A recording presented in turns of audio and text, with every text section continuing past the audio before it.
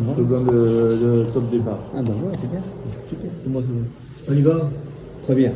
On y va. On va commenter le passage de la paracha de Béchala. On va lire Bezrat Hashem ce Shabbat. Alors, vous savez, la Torah, hein, c'est un texte qui est éternel. D'accord? C'est un texte qui est divin, qui est révélé. Et on nous raconte effectivement des histoires. Voilà, l'ouverture de la mer, la tombée de la manne, les dix plaies. Ouais, c'est gentil tout ça. Mais la question est, en quoi ça m'apporte à moi dans ma vie tous les jours? Dans ma Avodat Hashem, dans mon service auprès de la Kadosh Baruch Hu. Eh bien, il faut savoir que tout ce qui est écrit dans la Torah, c'est toujours d'actualité. Par exemple, on va parler, principalement dans la paracha à venir, de l'ouverture de la mer. Ça y est, les Hébreux, les enfants d'Israël ont été libérés par Pharaon. Et donc, ils sortent d'Égypte. Et il y a le fameux épisode de la mer, vous savez. Donc, ils arrivent sur le front de mer. Effectivement, il y a la mer qui débloque devant eux. Il y a l'armée égyptienne, armée jusqu'aux dents, qui les traque, qui sont prêts à les massacrer. Et effectivement, Akadosh Baruch Hu, il fait ce fameux miracle d'ouvrir la mer. Et bien Israël, il la traverse. Les Égyptiens, comme les abrutis, ils les pourchassent derrière, mais eux, ils se feront engloutir. En quoi ça a un impact pour nous, en quoi ça nous parle? Il faut savoir que ce miracle de Kriyat Yam-Souf, d'ouverture de la mer, continue et est encore d'actualité jusqu'à nos jours, dans le sens où la parnassa, le fait d'avoir un revenu, de quoi vivre, boire, manger, avoir un toit, subvenir à nos besoins, c'est aussi un miracle. C'est le même miracle que l'ouverture de la mer.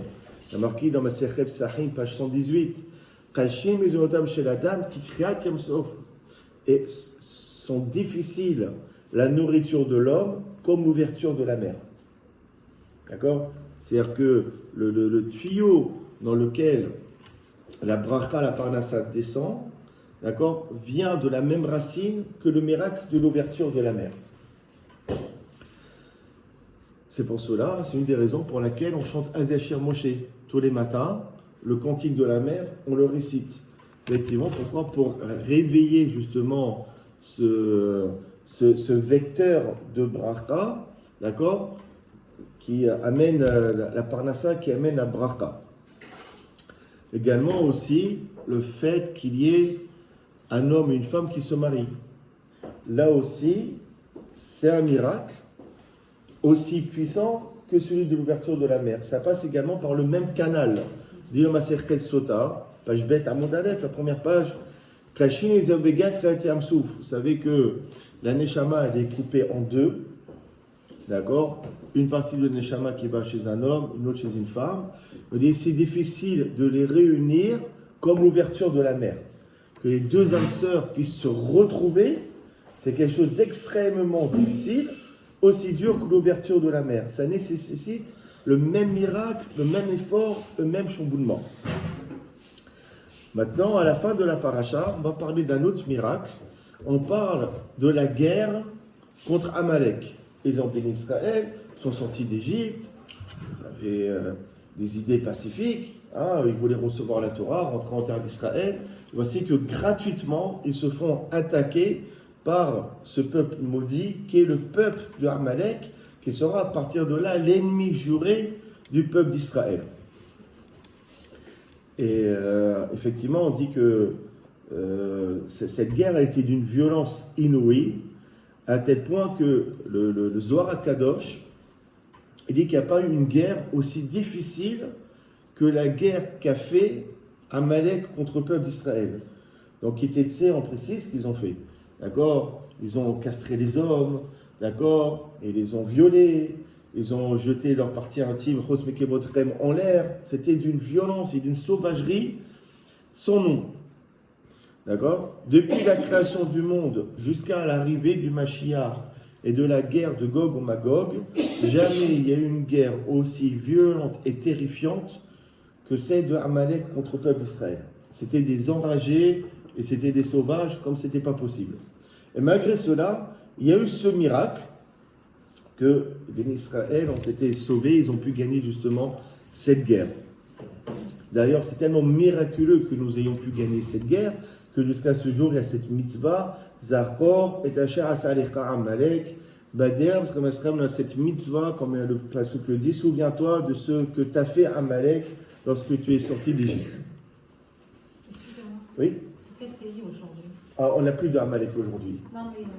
On ne sait pas. On ne sait pas. On ne sait pas s'il est de Il y a un roi. Perse, de Babylonie, Ils étaient plus Amalek. Le peuple de Amalek était plutôt situé, si je ne me trompe pas, plus vers Jéricho. Parce que c'est là-bas où habitaient également les descendants de Yitro. Ils étaient voisins. Parce que Shaoul, lorsqu'il a fait la guerre contre Amalek, il a dit aux descendants de Yitro de quitter afin qu'ils ne soient pas massacrés aussi avec eux. Donc apparemment, ça serait plutôt dans ce coin-ci, normalement. Maintenant aussi une question. Aujourd'hui, on ne sait pas c'est qui Amalek. Il y a un roi qui s'appelle Sancheriv. Il a Babel et Taoumot. Il a mélangé les nations. On ne sait pas aujourd'hui qui est Amalek. Maintenant, on peut dire qu'à quoi ça sert de lire dans la Torah cette guerre de Amalek, souviens-toi ce qu'il t'a fait, à quoi ça sert. Mais on ne peut plus les tuer, on ne sait plus où ils se situent. Donc, quel est l'intérêt de lire un tel passage-ci? En quoi ça m'apporte à moi dans mon service d'Akadosh Baruch Hu? Mais en tout cas, c'est tellement miraculeux, cette ouverture de la mer et cette victoire contre Amalek, qu'il y en a un qui était très sensible à ces deux événements. C'est qui? C'est Yitro. Yitro, Vaishma, Yitro, Kohen Midian, Chotem Moshe, et Kohacha Asa Elohim le Moshe ou Israël Amo. Yitro a entendu tout ce que Dieu a fait à Moshe et à son peuple. Et Yitro, c'était le prix Nobel de l'Avodah Zara. C'était le champion du monde, médaillé d'or de l'idolâtrie. Et il a abandonné l'idolâtrie pour se convertir au judaïsme. Et qu'est-ce qui l'a poussé à se convertir, à abandonner toutes les idolâtries? Comme Rachid l'explique, Mashma Shama Ova. Quelle nouvelle a-t-il entendu pour venir? L'ouverture de la mer et la guerre contre Amalek. C'est ce qui a poussé Yitro à se convertir. Donc forcément, puisque c'est ces deux événements-ci qui l'ont poussé à se convertir, c'est qu'il y a un lien entre ces deux événements. D'autant plus que le début de la paracha part de l'ouverture de la mer et la fin traite de la victoire contre Amalek. Parce que forcément, il y a un lien entre les deux épisodes. Et on va essayer justement de voir quel lien il y a entre ces deux-ci. Alors regardez. D'abord, il y a un premier lien. Vous savez quoi? L'ouverture de la mer est écrit Vayet Moshe et Ador Alayam. On a marqué que Moshe, il a étendu sa main, son bras sur la mer. Dès qu'il a étendu son bras, il a ouvert la mer. Et dans la guerre contre Amalek, comment ça s'est passé? Il y avait les Hébreux qui combattaient, il y avait Moshe qui était sur une montagne, et il levait les bras au ciel, et il est écrit lorsque Moshe il élevait ses mains, alors Israël gagnait. Et lorsqu'il rabaissait ses bras parce qu'il était fatigué, c'est Amalek qui gagnait la guerre, qui prenait le dessus. Donc voilà déjà un premier point commun, c'est l'action des mains de Moshe. Dans l'ouverture de la mer, Moshe il étend son bras, il étend sa main, la mer elle s'ouvre. Et lorsqu'il étend ses bras vers le bon Dieu, vers le ciel, alors Israël il gagne le combat. Donc j'ai un point commun, c'est les mains et les bras de Moshe. Vous voyez, quand même, on va approfondir. Regardez, il y a des versets que l'on connaît tous, mais on va voir qu'il y a une anomalie dans ces versets. Quand les bénis Israël sont sortis d'Égypte et se retrouvent face à la mer, Dieu il parle à Moshe. Il dit Veata et toi, Harem et Matecha, élève ton bâton. On teyader étend ton bras sur la mer, Ufkarehu et fends-la, et ouvre-la. Veyavo ben Israël betorkam basha, et ben Israël traverseront au sein de la mer à terre ferme. Donc qu'est-ce qu'il dit? Dieu il dit, tu prends ton bâton, tu l'étends, tu vas ouvrir la mer. On a tous cette image dans le film Charlton Heston et dans les peintures, dans les représentations, Moshe avec le bâton, avec la grosse barbe, tac, etc.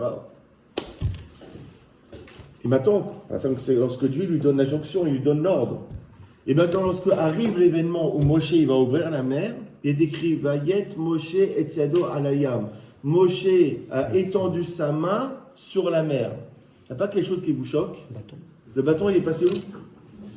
Il a pris le bâton. Ouais. Dieu lui dit élève ton bâton et ouvre la mer. Et après, quand il le fait, on a marqué Moshe, il a étendu son bras sur la mer. Mais le bâton, il est passé où? Le bâton, il a disparu. C'est quoi? C'est un tour de magie. C'est David Copperfield.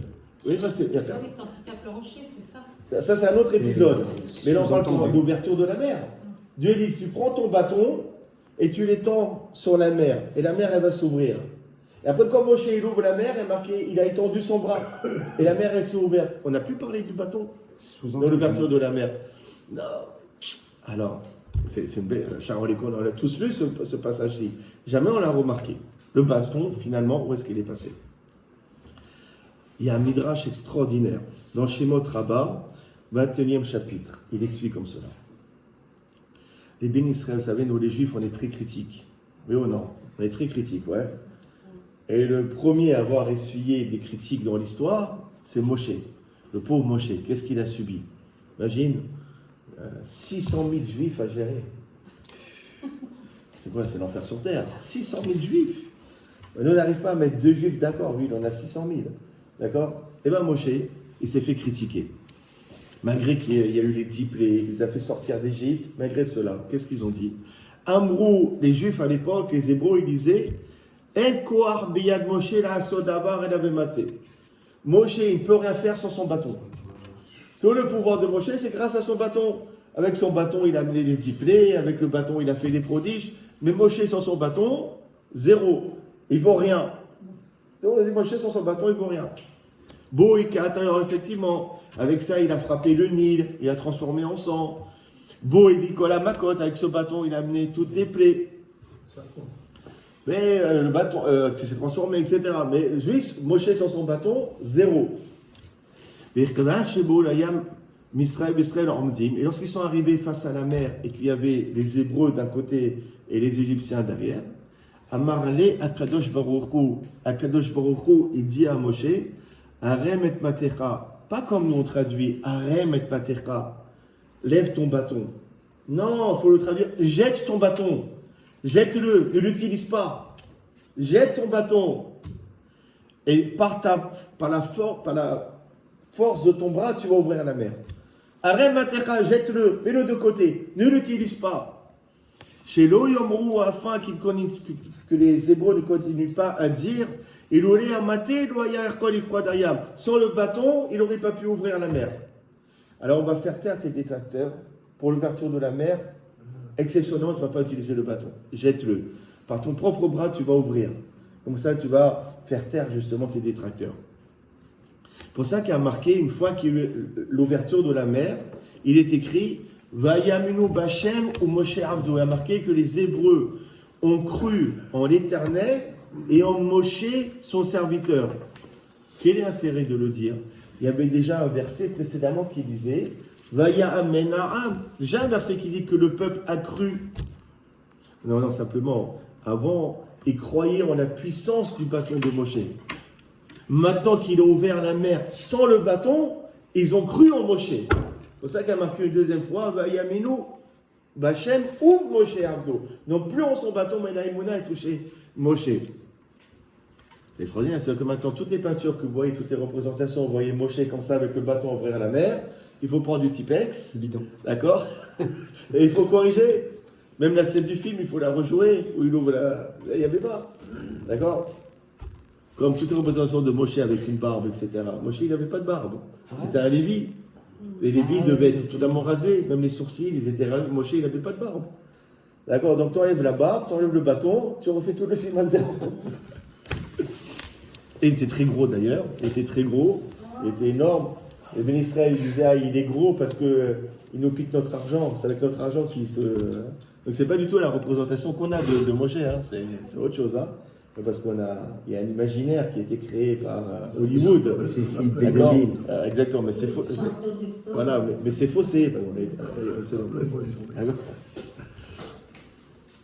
Maintenant, bon, maintenant c'est joli cette histoire-là du bâton, pas de bâton. Maintenant, c'est quoi la profondeur du truc?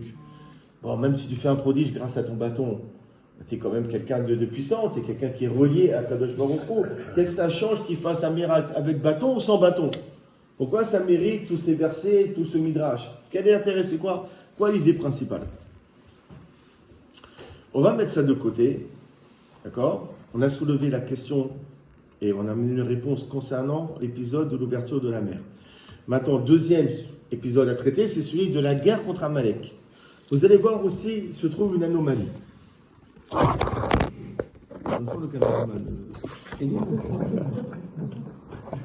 Regardez, on va lire ensemble, on va traduire le passage qui traite de la guerre de Amalek. Il y a marqué, va y avoir Amalek. Amalek, il est venu. Il a fait la guerre contre Israël dans Rephidim, le nom de l'endroit. Bon, je vous passe les détails. Moshe il dit à Yoshua, choisis des hommes pour combattre Amalek. Demain, je me tiendrai sur le sommet de la plaine, ou matez-le avec le bâton de l'Éternel dans ma main. Yoshua a écouté Moshe, et effectivement, il y a marqué, donc voyez, c'est Yoshua Kacher Amarlo Moshe, il a Amalek, Moshe Marobiachou, alors Moshe va. Et Moshe, accompagné de Aharon et de Hur. Hur, c'était le fils de Myriam, donc c'était le neveu de Moshe. Ils ont monté justement sur le sommet de la colline. Et comme j'ai traduit tout à l'heure, lorsqu'il levait les mains, il gagnait la guerre, lorsqu'il les baissait, il perdait. Après, il a marqué, Moshe qui les dit. Et les mains de Moshe se sont fait lourdes. Toute la journée comme ça, les bras levés, on fatigue. Donc Moshe, ses bras commencent à fatiguer. Vaikrou Even, Aaron et Hur, ils ont pris une pierre, un rocher. Ils ont assis Moshe dessus. Donc il arrête d'être debout pour qu'il soit assis. Et Aaron et Hur, ils tenaient les bras de Moshe, chacun d'un côté. Et les bras de Moshe étaient donc toujours dirigés vers le ciel jusqu'au coucher du soleil. Alors regardez, il y a une anomalie dans le verset.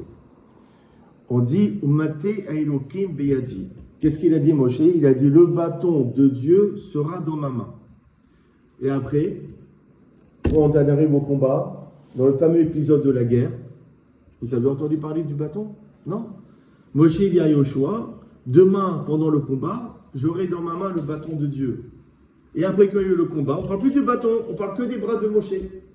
Là aussi, la même similitude avec l'épisode de l'ouverture de la mer. Alors il explique comme cela. Le Ramban, l'Achmanide, il explique qu'en fait, les bras de Moshe avaient double fonction. Lorsque Moshe il élevait ses bras pour prier, il ne tenait pas. Il ne tenait pas de bâton. Il avait simplement ses mains dirigées vers le ciel. Par contre, lorsqu'il voulait amener des plaies, et lorsqu'il voulait tuer des guerriers, des soldats de Amalek, lorsqu'il voulait leur amener une foudre, une plaie, on parle des coups d'épée ou des coups de peste, c'est marqué comme cela, conseillé par le Ramban, d'accord? Alors là, il prenait son bâton, il dirigeait vers eux, et en dirigeant le bâton vers eux, il leur amenait justement des pertes, et il arrivait justement à tuer des soldats de Amalek. Donc en fait, il y avait deux fonctions. Lorsque Moshe dit à Yoshua, demain j'aurai le bâton de Dieu, je prendrai, je dirigerai vers Amalek, et comme ça ils essuieront des pertes, d'accord? Mais lorsque il devait prier à Kadosh Baruch Hu, d'accord, il posait le bâton et levait les mains vers le ciel. La symbolique est extraordinaire. C'est-à-dire que le peuple juif, quand est-ce qu'il gagne une guerre? Lorsqu'il y a les deux, lorsqu'il y a la prière, et lorsqu'il y a le combat. Et c'est le grand débat, justement, qu'il y a en Israël avec ceux qui sont au yeshiva et qui ne font pas l'armée, etc. Il faut comprendre que c'est lié. Voilà que Moshe lui-même, il avait d'un côté, il luttait, il avait le bâton, il dirigeait contre Amalek. Et même il tuait des soldats d'Amalek, Moshe par lui-même. Mais de l'autre côté, il faut poser le bâton, il faut savoir prier. On ne peut pas gagner une guerre sans les armes et sans la prière. C'est un travail, justement, qui se concorde, qui se rattache l'un à l'autre. Donc on comprend qu'il n'y a pas réellement de contradiction dans les versets. Mais néanmoins, il y a une autre anomalie dans les versets. Il y a marqué quoi? Il y a marqué lorsque Moshe y levait sa main. Donc on parle d'une main. Lorsque Moshe y levait Yado, Yado c'est au singulier, il levait sa main, Israël gagnait la guerre. Et lorsqu'il reposait Yado, lorsqu'il reposait sa main, c'est Amalek qui gagnait. Donc on parle de sa main, une main. Et après, qu'est-ce qu'il dit le verset? Vidé Moshe Kevedim. Et les mains, au pluriel, de Moshe se faisaient lourdes. Je ne comprends pas. Jusque-là, on a parlé de singulier. Pourquoi tu parles de pluriel?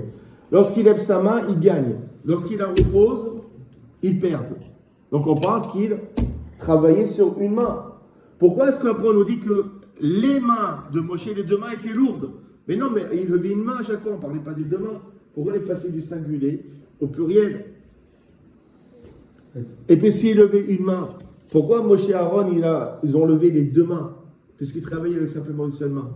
Quand on lit les versets, quand on analyse, on voit qu'il y a des choses qui ne sont pas logiques, apparemment. Et on passe à côté de très beaux messages, malheureusement. Le Heskoni, il explique comme cela. Il dit qu'effectivement, au début, Moshe, il levait simplement une seule main. Et lorsqu'il était fatigué, il a reposé et il levait l'autre, la seconde. D'accord? Et ainsi de suite. Lorsqu'il était fatigué avec l'autre, il levait l'un. Donc il alternait entre le bras droit et le bras gauche.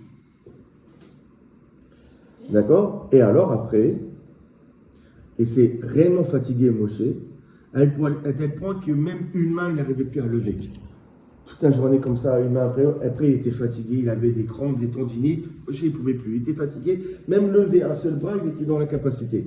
Alors Aaron et Hur, ils sont venus, et ils ont tenu justement les deux mains. Et à partir de là où Aaron et Hur ont intervenu, là les deux bras de Moshe étaient suspendus en l'air. Il faut comprendre aussi la symbolique. Là, je pose beaucoup de questions, après on va répondre. Pourquoi Moshe il a levé une seule main? Pourquoi il n'a pas levé les deux mains du premier coup? Pourquoi il voulait simplement lever une main et alterner? Deuxièmement, pourquoi il n'y avait que Aaron et Hur qui avaient ce pouvoir de soutenir les deux mains de Moshe?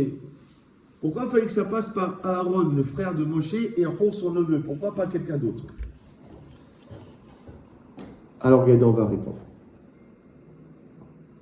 On dit comme cela. D'abord, il y a une autre similitude entre, par rapport à ce qu'on vient de dire.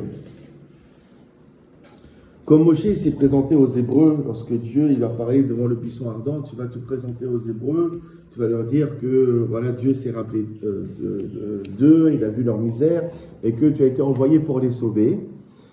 Alors, Moshe il a dit, ils ne vont pas me croire. Alors Dieu il lui a dit, je vais te donner 2 signes que tu vas montrer aux Hébreux et ils vont te croire. Le premier signe, c'est comme tu as dit, lorsqu'il a jeté le bâton qui s'est transformé en serpent. Là, c'est un signe que Dieu l'a envoyé. Deuxième signe, c'est qu'il devait mettre sa main dans son sein et lorsqu'il la sortait, elle devenait lépreuse. C'était un signe, justement, que, effectivement, Moshe n'était pas un imposteur. Là aussi, vous voyez que le premier signe, il s'est fait d'abord par le bâton, et après le bâton, il a disparu. Le deuxième signe, il se fait par la main. Donc voilà, on retrouve encore la même animation. D'accord? Ça veut dire quoi? Dans l'ouverture de la mer, on a d'abord le bâton a disparu, on parle des mains. Dans la guerre contre Amalek, on parle d'abord du bâton, le bâton a disparu, on parle des mains. Et pareil aussi, au départ de l'histoire, à l'origine, à la genèse de la sortie d'Égypte, pareil aussi, on parle d'un signe qui se fait par le bâton, qui se transforme en serpent, et après le bâton disparaît, on parle de la main, qui devient lépreuse. On retrouve encore une fois le même mouvement. Alors, tout ça est lié. Ce passage entre le bâton et la main, tout ça est lié, et il y a un message qu'on va découvrir ensuite. Vous savez, par exemple, cela, on va faire une pause, raconter une petite histoire. Il y a dans le livre d'Arkea Yachar Viator, on raconte l'histoire de Rabbi Tzvi Hirsch Miliska, celui qui a écrit le livre Art Perit Evoa. Rabbi Tzvi Hirsch, une fois on l'a invité pour passer un Shabbat plein, dans une ville, dans une communauté. Un grand rave. Vous allez venir, vous allez passer Shabbat avec nous, d'accord? Vous allez habiter auprès du président de la communauté, qui était quelqu'un de très fortuné, de riche, d'accord? Vous allez prier dans la synagogue, D'accord? Et bien sûr, vous allez nous donner un cours de Torah. Alors, pourquoi les rabbinim viennent? C'est pas pour passer du bon temps. D'accord? C'est pas pour passer un week-end gratos. Et ils sont là pour renforcer, livrer Chizuk, pour amener des paroles de Torah, des paroles de renforcement. Effectivement, Shabbat s'est très bien passé, un Shabbat somptueux dans la maison du président, des offices magnifiques, très belle lecture de la Torah, et il a fait un cours de Torah extraordinaire, tout le monde est emballé, d'accord? Effectivement, l'Institut de Shabbat, d'accord, il retourne chez lui, il est content, pas il est content d'avoir fait un bon cours, quand est-ce qu'un rabbin il est content? Parce qu'un rabbin il est content parce qu'il a fait un joli cours, c'est pas pour dire, ah, je suis beau gosse quand même, hein. Je suis fort hein, quand même. Hein. Ah, franchement, j'ai réussi à les embrouiller. Quel roule je suis. Non, c'est un rabbin, il est content après un bon cours. C'est pourquoi? Parce qu'ils sentent que le message, il est passé. Que les gens, grâce à ce cours, ils ont goûté à la métito chez Torah, à la douceur, à la beauté de la Torah, que ça leur donne envie d'évoluer. C'est ça la simcha, lorsque on a conscience d'avoir donné un joli cours. Donc, il est sorti avec ce sentiment de satisfaction. Quelques jours après, la même communauté, ils ont invité un autre rabbin, un autre rabbin, Rabbi Hillel Mikalmaï. Rabbi Hillel, c'était un rabbin qui était très dur, qui n'avait pas sa langue dans sa poche. Très très dur, très dur. Dès qu'il y avait quelque chose à dire, il disait, ça plaît pas, c'est le même prix. Toute ressemblance avec des personnes déjà existantes. Et effectivement, il a été invité chez le président de la communauté, comme l'autre rabbin. Mais ça ne s'est pas passé de la même manière. C'est quoi? Il a vu la maîtresse de maison, pendant Shabbat, elle a fait quelque chose qu'il ne fallait pas.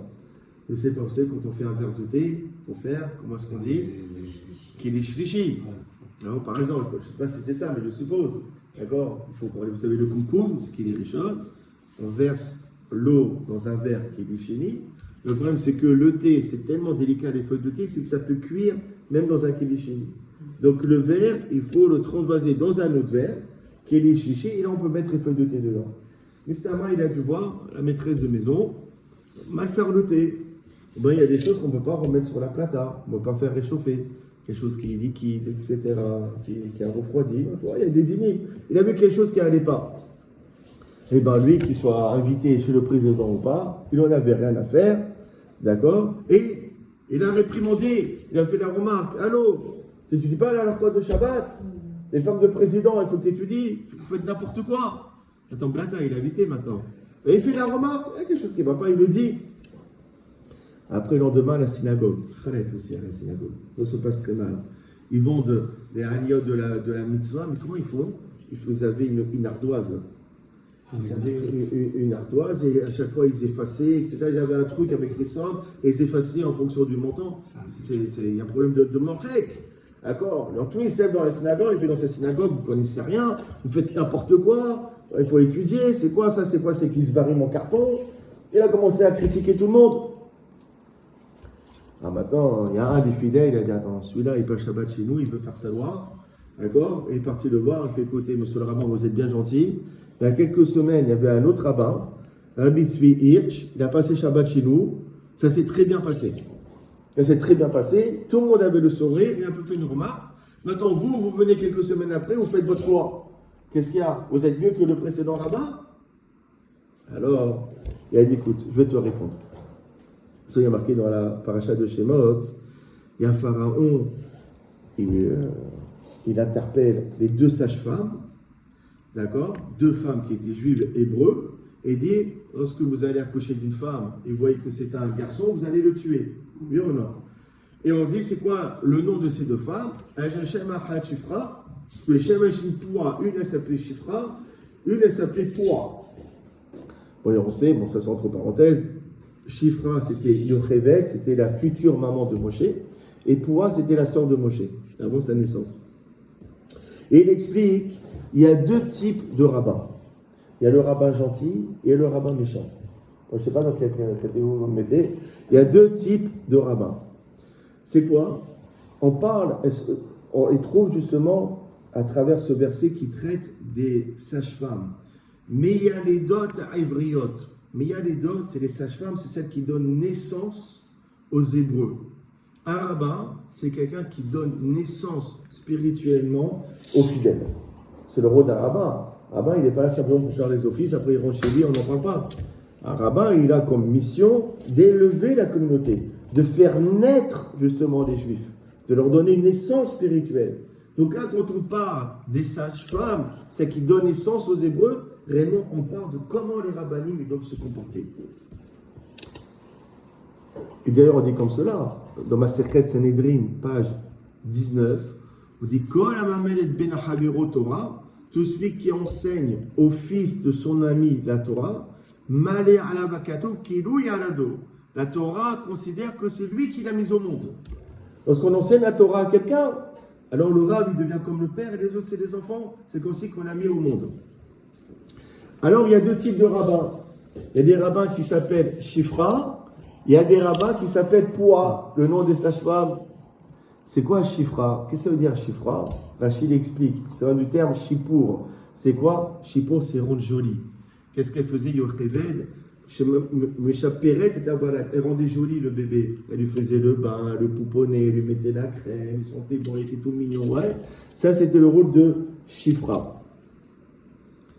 Effectivement, il y a des rabbinim qui vont mettre l'accent sur le point positif. Vous êtes une belle communauté, vous êtes des gens gentils, vous venez à la synagogue, vous êtes serviables, vous aimez écouter des vrais Torah, vous mettez les téphilines, c'est bien. Même si vous venez en retard, c'est pas grave, vous avez le mérite de venir quand même à la synagogue. Il y a des rabbins qui sont comme Shifra, Shipour. Ils rendent à chaque fois, ils enjolivent les choses. Ils voient le côté positif des choses. De l'autre côté, il y a des rabbinim qui s'appellent Poua. C'est-à-dire quoi Poua? Rachid il explique Poua, la chose, c'est Aka. Ça veut dire crier. Et des rabbinim qui passent leur temps à crier. Assour, assour, assour, assour, assour, assour. Rien de positif, tout est mal. Assour, pasliout, on Shabbat, tout. L'angoisse. D'accord? Mais il y a des syndiqués comme ça, il y a des rabbins, c'est leur tempérament, ils sont comme ça. Eux, ils s'appellent Poua. Et justement, il explique. Le rabbin qui est venu avant moi, lui, c'était un rabbin qui se comportait comme Shifra. Il voyait le point positif, il vous faisait sourire, il vous faisait faire des remarques. Moi, je ne suis pas Shifra, moi, je suis Poua. Moi, je suis un rabbin qui hurle, qui crie. D'accord? Ce n'est pas la même avoda. Mais il y a deux types de rabbinim, il y a deux natures. Il y en a qui arrivent à faire progresser des gens à travers des remarques et des réprimandes. Ça peut marcher. D'accord? Et il y a d'autres rabbinim qui le font plus gentiment, avec tact, avec des histoires, avec plus de gentillesse. Et aussi, ça passe. Il y a deux types. Écoute, tu es tombé sur deux types de rabbins. Maintenant, réellement, quand on réfléchit, un bon rabbin, et quand je dis rabbin, je ne parle pas simplement de rabbin, je parle aussi de président de communauté, mais je parle aussi de père de famille. Père de famille, d'accord, de même responsable d'une entreprise, d'accord, un patron, etc. Dès qu'on a une responsabilité, dès qu'on doit gérer des relations humaines, en fait, il faut savoir jongler entre être Shifra et être Poua. C'est ça le sol au début de cette paracha. Parfois, il faut être Poua. Quand il faut taper du poing sur la table quand ça ne va pas, il faut le dire. Mais pas constamment. On ne peut pas le faire tout le temps. Parce qu'après, le message n'est plus entendu. Parfois, il faut être Shifra. Il faut relever le point positif. Ah, c'est bien. Tu es venu en retard, c'est pas grave. Ah, tu as rendu service. Bon, tu n'as pas étudié parce que tu étais fatigué, tu étudieras plus tard. Shifra. Et tu ne peux pas être toujours Shifra. Tu ne peux pas. Toujours, tout est bien, tout va bien, il n'y a pas de problème, il ne faut rien dire, on ne peut plus faire de remarques, on ne peut plus parler. Ça aussi, ce n'est pas possible. Il faut savoir alterner. Parfois, il faut être Shifra, parfois, il faut être Poua. Et c'est ça un responsable. Un responsable dans les relations humaines. C'est...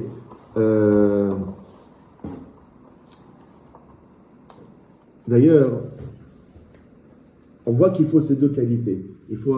Comment est-ce qu'on dit dans un gant... C'est quoi un gant de velours? C'est quoi une main de fer dans un gant de velours. C'est exactement ça. Il faut avoir un peu de dureté. Ouais, dans ma cirquette, Sanhedrin, page 105. Amar Abaye dit Abaye. Haet surba merabanan, ce tamil hakam, d'Ebra hamine bemata, où les habitants de la ville l'aiment. Là, Mishon des malfaits, c'est pas parce que il est meilleur que les autres. Et là, Mishon de l'amour parce qu'il ne gronde jamais concernant la spiritualité. Quand vous voyez un rabbin qui est aimé par la ville, ça ne veut pas dire qu'il est meilleur que les autres. C'est pourquoi il est aimé. Parce qu'il faut qu'il remarque. Comme Noir. C'est quoi Noir? Noir, Nar, il était gentil, tout le monde l'aimait. Hein, parce que Noir, il ne faisait pas de réprimande. C'est pas bien non plus. D'accord? Bon, bah, c'est très bien qu'il y ait des gens qui ne m'aiment pas ici. Je suis très content. C'est un bon signe. C'est-à-dire que parfois, je sais dire ce qu'il faut dire. D'accord? On voit dans la Sechet Tubot, page 103, Nirknas Rabban Gamliel Eslo Masa Lo Sidre Nesiut. Lorsque Rabbi Yehuda Hanassi, l'auteur des Mishnayot, il était sur son lit de mort, alors est rentré Rabban Gamliel et Rabbi lui a montré comment il fallait diriger. Amarlo, il lui a dit, béni mon fils, Neog Seodecha Beramim, comporte-toi durant ton mandat, Beramim. Beramim, c'est-à-dire même avec orgueil. Zerok Mara Betamedim, jette ton autorité sur les élèves. Comporte-toi comme un chef. Même un peu d'orgueil. Montre que c'est toi le Rav. Montre que c'est toi le dirigeant.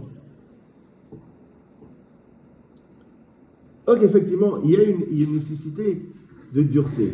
Mais néanmoins, la Gemara, dans Maserhet Sanhedrin, page 107, elle atténue tout cela. Il y a marqué dans une braïta, les olam toujours, tesemol doha, il faut que la gauche repousse, via min mekarabet, il faut qu'il y ait la droite qui rapproche. C'est quelle la main la plus forte? C'est la main droite. La majorité des doyens sont droitiers. Il faut plus rapprocher que éloigner. Il faut repousser, tu repousses. Il faut repousser. Il faut d'autorité. Il faut mettre des limites. Il faut dire les choses. Et avec la main gauche. C'est de voir avec parcimonie. Par contre, quand tu rapproches avec la main droite, là, vas-y. Fais des câlins. Dis je t'aime. Dis je suis fier de toi. Là, vas-y, avec la main droite. Tu peux y aller. Tu peux y aller avec largesse. Et justement, c'est ça le travail d'un dirigeant, d'un chef de famille. C'est repousser avec la main gauche, avec limite, avec parcimonie. Mais on aime et on rapproche avec la main droite. Et justement, c'est ça, cette idée, elle est symbolisée par l'attitude de Moshe Rabbeinu. On voit que Moshe Rabbeinu, il avait deux visages. D'un côté, il se comportait avec beaucoup d'affection, avec beaucoup d'amour avec le peuple juif.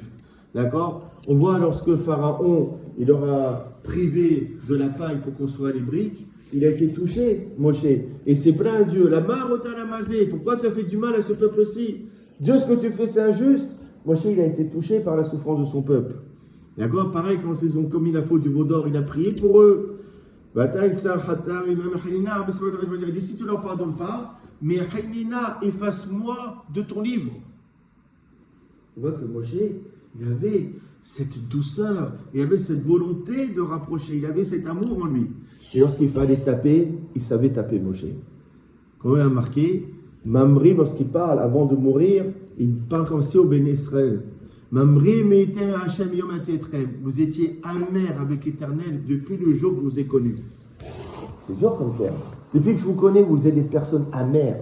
Vous n'êtes jamais contents, toujours à pleurnicher. Vous m'avez rendu la vie amère. C'est ça. Donc on voit d'un côté la dureté, mais on voit aussi d'un côté l'affection, l'affection et l'envie de rapprocher. Et maintenant on comprend toute cette histoire. Ce bâton qui apparaît et qui disparaît dans les différents épisodes, eh bien ça vient symboliser exactement tout ce qu'on vient de dire. Ça vient symboliser l'attitude d'un responsable. Le bâton, ça vient symboliser quoi? L'autorité. La rigueur, la discipline.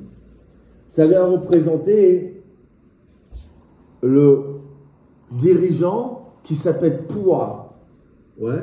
Celui qui donne naissance aux autres, qui sort le meilleur des autres, mais Pouah, en criant sur les autres, en faisant marque d'autorité. Pas pour rien, hein, pas pour que les gens suivent le chemin de la Torah. D'un autre côté, il y a la main. La main sur le bâton, c'est l'attitude de rapprochement, c'est l'amour, c'est l'affection, c'est la tolérance, c'est la compréhension, qui est symbolisée justement par la main droite. Et maintenant, on comprend quelque chose d'extraordinaire. Quand Dieu il parle à Moshe avant l'ouverture de la mer, il dit ce bâton-ci, tu prendras dans ta main. Il ne va pas le prendre avec ses pieds.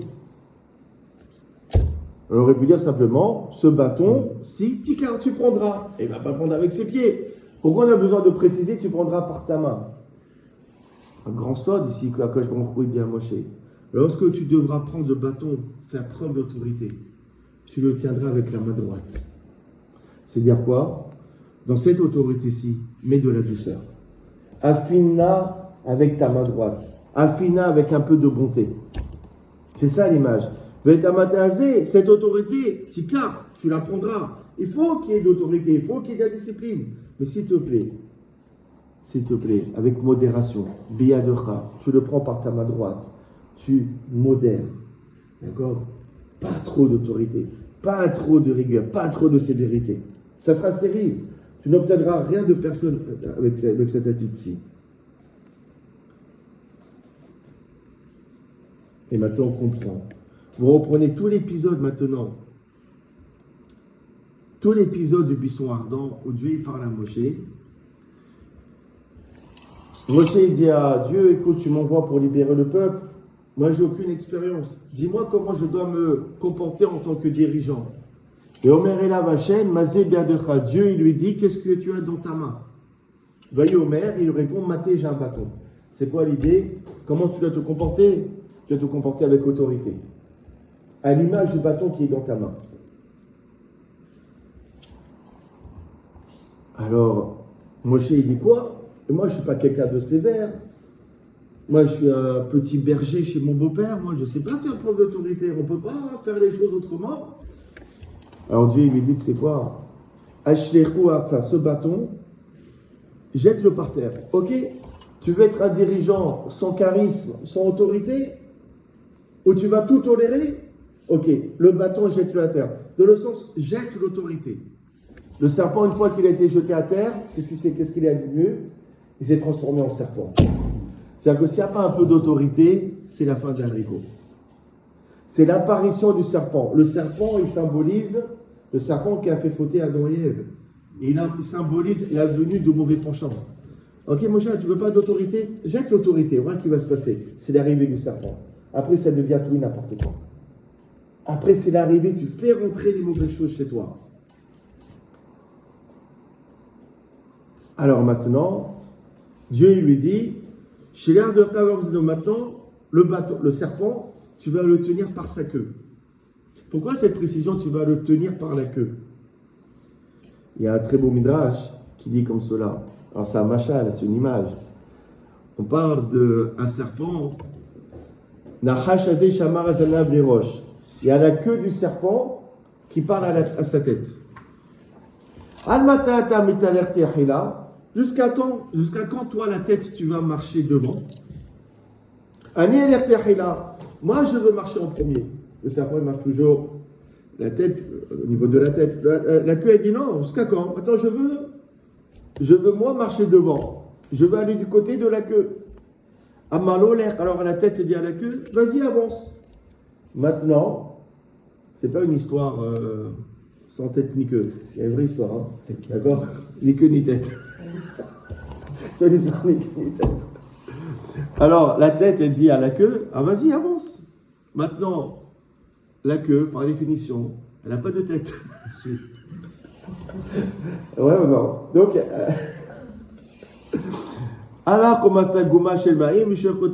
elle avance, elle tombe dans un trou. Elle n'a pas de yeux pour regarder. Elle tombe à l'intérieur.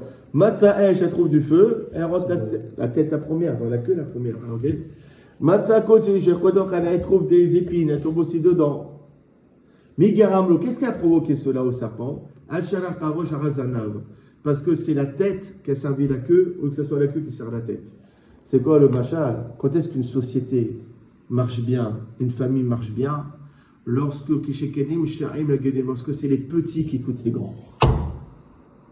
Lorsque les petits, les enfants, écoutent les parents, les grands-parents, ceux qui ont l'expérience. Ceux qui sont à la queue écoutent la tête.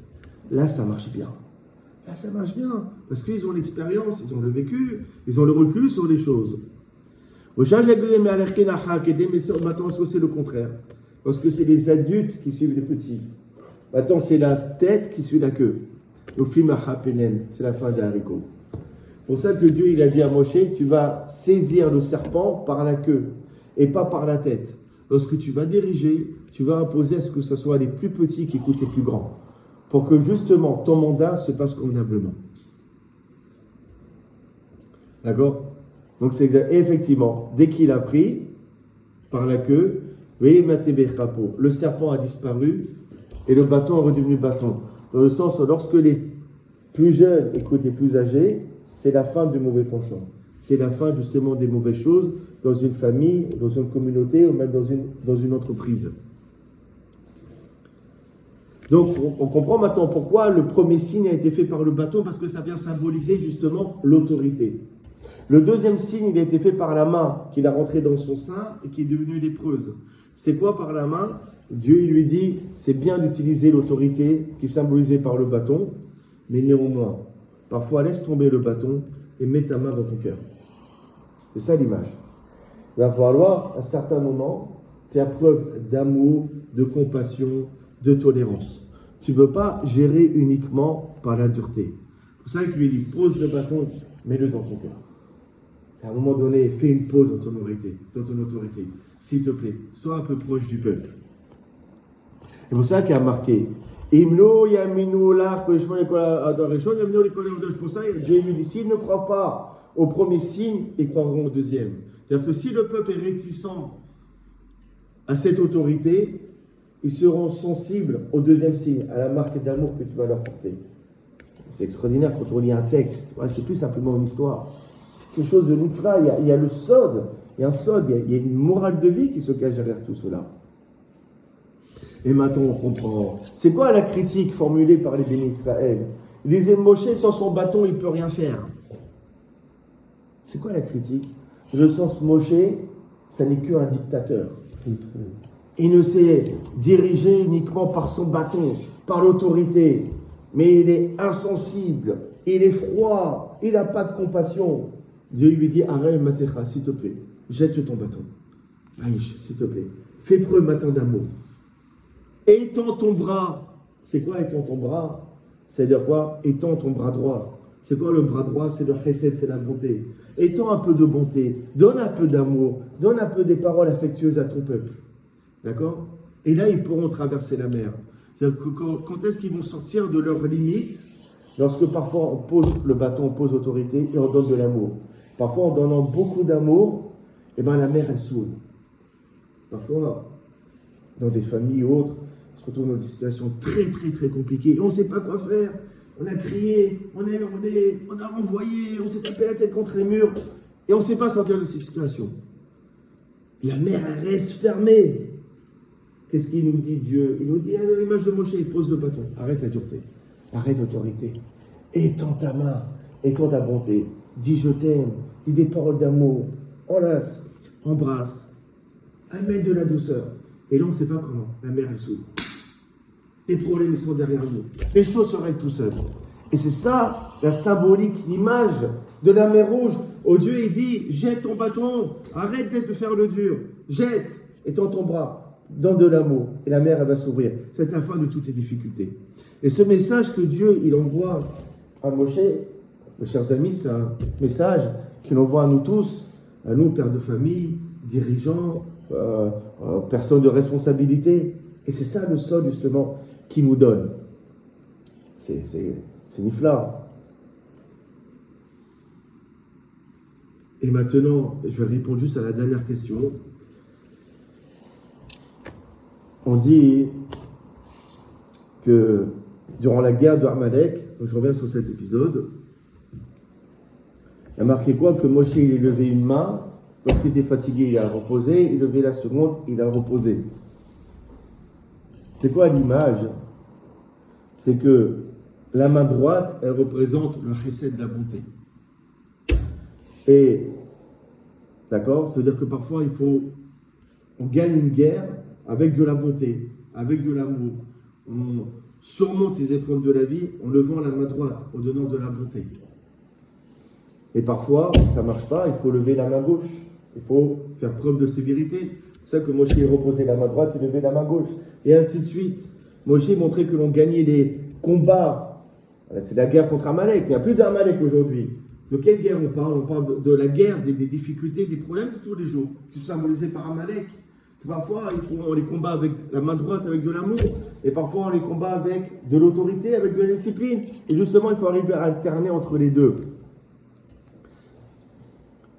Maintenant, Aaron et Hor, ils sont venus justement pour tenir les deux bras de Moshe. Pourquoi il n'y avait que Aaron et Hor qui pouvaient tenir les deux bras? Parce que Hor, c'était le fils de Myriam. Hor, c'était un chaud, c'était un sanguin. Lui, c'était que la discipline. La preuve, lorsque les bénis Israël, ils ont construit le veau d'or, ils ont voulu construire le veau d'or, Hor, il s'est opposé, il a été égorgé. Pourquoi? Parce que justement, lui, c'est la dureté, c'est la réprimande. Il représente la main gauche, il représente le dirigeant qui s'appelle Pouah, qui crie sur les gens. Et Aaron, c'est tout le contraire. Aaron, c'est le gentil. Ils ont demandé de construire un veau d'or, il a construit, il a pris le temps. Tout le temps, Moshe va venir, on ne va pas faire d'histoire. On dit, qu'est-ce qu'il faisait? On m'a marqué ma cerquette à vote, le premier chapitre. Il est Omer, il est dit, et Aaron, faites. Soyez parmi les élèves de Aaron. Ohem Shalom, il aimait la paix. Le roi Shalom, il poursuivait le Shalom. Ohem Tabirot, il aimait les créatures, comme à la Torah, il s'est rapproché à la Torah. Là-bas, dans Avod et Rabbi Nathan, je termine là-dessus, on raconte comment Aaron, il rapprochait les gens à la Torah. Il y a marqué, s'il connaissait une personne qui faisait une faute, Ayam et Traber Aimo, il faisait copain avec lui. Il faisait copain avec lui. Viens, mon copain, viens boire un café avec moi. Il blague avec lui, il est copain avec lui. Aux femmes saugotes, il lui montre un visage éclairé, souriant. Et maintenant l'autre, il avait honte. S'il était au courant de ce que je faisais, il serait éloigné de moi. Il avait honte. Aaron, ça dit qu'il est gentil avec moi. Et moi, je me comporte comme cela.